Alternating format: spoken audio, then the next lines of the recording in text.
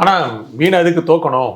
கடந்த முறை நீங்க சொன்ன மாரி வாக்க விட கடந்த முறை வாக்க விட குறைஞ்சு போச்சுன்னா, அது அடுத்த தேர்தல்ல பாதிப்பு ஏற்படுத்தும். அப்ப வர்ற சட்டமன்ற தேர்தல்ல சென்ற முறை பெற்ற வாக்குகளை விட குறைஞ்சிருச்சுனாலோ, சட்டமன்ற தொகுதிகள் குறைஞ்சிருச்சுனாலோ, அது பாதிப்பு ஏற்படும். அதனால 2026லயும் போட்டியிடாம இருந்துக்கலாமே.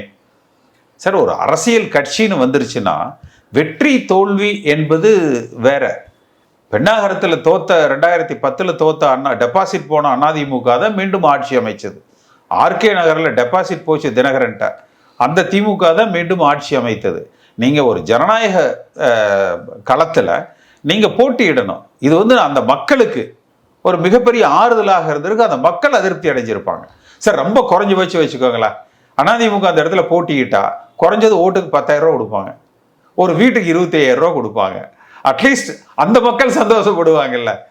அவர்களுக்கு இந்த பண்டிகை காலத்துல ஒரு பேர் உதவியாக இருந்திருக்கும்.